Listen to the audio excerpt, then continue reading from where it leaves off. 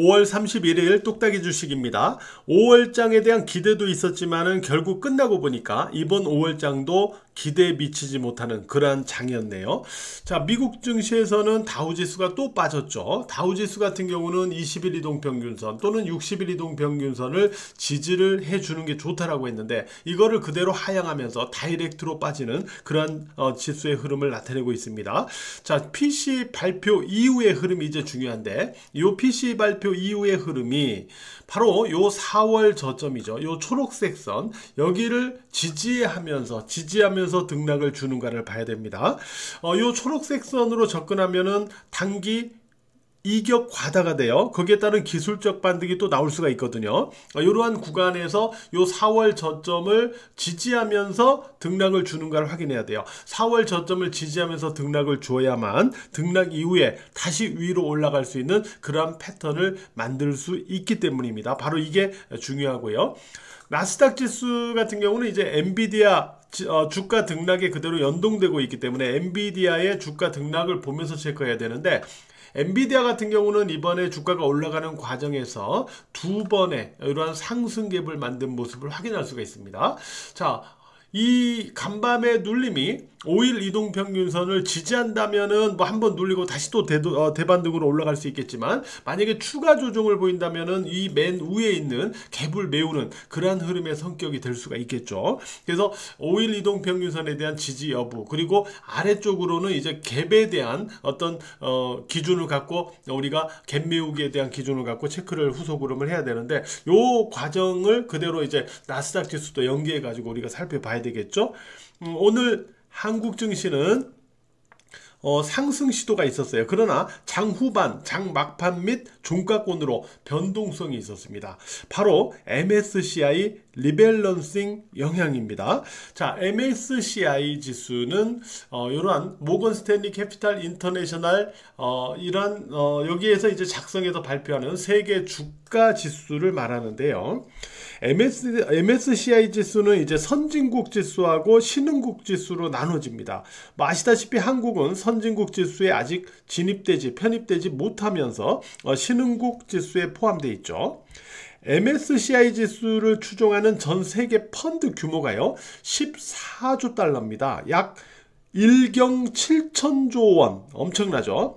이렇게 알려지고 있기 때문에 그 영향력은 무시할 수가 없다는 거죠. MSCI 지수는 2월과 5월, 8월, 11월 이렇게 1년에 4차례 정기 구성 종목을 변경합니다. 이를 갖다가 MSCI 리밸런싱이라고 하는 거죠. 그래서 이번 5월, 오늘이 5월 말일이니까 오늘 바로 MSCI 리밸런싱이 있었던 거예요. 그래서 MSCI 리밸런싱이 있을 때는 이제 MSCI 지수에 새로 편입되는 종목과 편출되는 종목에 따른 어떤 변동성이 있게 되죠. 그리고 이것뿐만 아니라 편출입 종목에 대한 리밸런싱 이외에도 한국과 인도, 중국 등의 어떤 국가 간의 비중 조절도 일정 부분 단행되기 때문에 여기에 따른 변동성이 존재하는 거예요. 자, 이에 따라서 비차익 프로그램물에 의한 외국인의 기계적인 수급 변화가 장 후반 등으로 나타나면서 대형주 주가와 지수에 주로 큰 변동성을 키우는 그러한 현상이 나타날 수가 있다는 거죠. 바로 오늘 이 현상이 나타났다는 겁니다. 코스피 지수를 한번 볼게요. 코스피 지수에서 오늘 프로그램물이 어떻게 움직였나 한번 볼게요. 보시면은 코스피 같은 경우는 이 프로그램물이 장 초반 이후에도 계속 아래로 이렇게 하락해 들어옵니다. 그죠? 이렇게 매도 쪽으로 계속 확대돼 들어오다가 장 막판에 보세요. 아주 그냥 90도 그냥 수직으로 그냥 바로 내리꽂는 이러한 물량을 쏟아내는 이런 현상이 나왔어요. 그러면서 무려 1조 2673억 원의 대량 비차익 프로그램 순 매도가 오늘 쏟아졌죠. 그래서 여기에 따라서 이제 종목들에도 이제 영향이 많이 나타났어요. 어떻게 나타났는지 보면은 이제 삼성전자 같은 경우는 이제 크게 영향은 안 줬어요. 우리가 3분봉으로 보면은 어차피 이렇게 움직이다가 막판에 이제 그러니까 74,000원을 74,000원을 좀 지지하는 회복해주는 그런 흐름을 약간 보여주다가 결국 종가권으로 이 프로그램 매물에 의해서 74,000원 아래로 마감되는 뭐 그런 정도였죠. 그런데 삼성전기 같은 종목을 보세요. 삼성전기 같은 종목은 초반에 올라가 가지고 장중에 플러스권에서 계속 유지를 하고 있었거든요. 그러나 막판에 쏟아진 이 프로그램 매물의 영향을 받아 가지고 막판에 주가가 이렇게 밀리면서 결국은 하락으로 마감돼 버렸어요. 네, 이러한 영향들이 오늘 코스피 대형주에서 많이 나타났다는 겁니다. 물론 이상은요 기계적인 매물이기 때문에 다음 주 초반에는 일정 부분 대반등을 나타낼 가능성이 있습니다.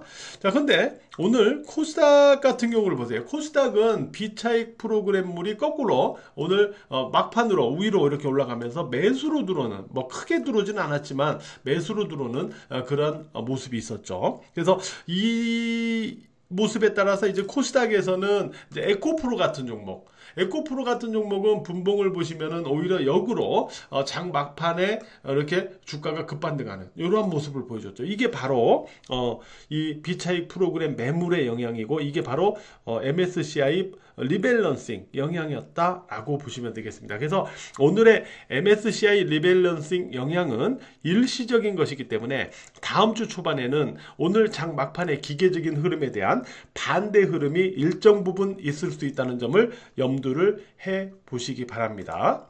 자, 코스피 지수를 한번 보도록 할게요. 코스피 지수는 제가 이제 4월 후반에 이제 이렇게 반등을 할 때 여기쯤에서 말씀드린 것 같은데, 이때 이제 전고점에 접근하면 다시 저항이 있다. 그리고 여기에서 저항을 받으면서 되눌림이 나타날 수도 있다. 이런 말씀을 드렸던 거 기억나시죠? 지나고 나서 보니까 이 반등이 전고점에 가서 정확하게 여기도 저항되면서 다시 밀리는 이러한 흐름을 보여줬네요. 그죠? 이러한 흐름을 보여줬는데, 코스피 지수 자체는 지금 보시면은 위로 올라갔다가 다시 이러한 5일, 20일, 60일 이동평균선을 모두 다시 하향하는 그런 흐름을 보여주고 있거든요. 그죠? 그래서 이렇게 놓고 본다면은 결국 이렇게 5월이 마감됐기 때문에 결국 6월장에는 요 2700포인트 이러한 이평선들을 다시 어느 정도 회복해주는 기준 2700포인트, 바로 여기를 갖다가 재회복하기 전까지는 매물 공방이 위로 자주 나타날 수 있어요. 그래서 위로의 어떤 회복에 있어서 결국 가장 큰 변수는 역시 삼성전자 이 주가에 달려 있겠지만은 2700을 회복하기 전에는 위쪽으로는 반등을 시도할 때 잦은 매물 공방이 있을 수는 있습니다. 오늘 보면은 외국인 선물 자체를 보면요, 얘들이 어제하고 그제 이렇게 매도를 하다가 오늘 같은 날은 또 6,419계약을 순매수를 해줬어요. 그래서 일단 저는 얘들이 이제 MSCI 리밸런싱을 염두해서 어제하고 그제하고 이틀 동안 선물 매도를 때리면서 이렇게 밀었나? 이렇게 뭐 생각도 했는데, 오늘 어쨌든 일부 청산하는 모습이 있었잖아요.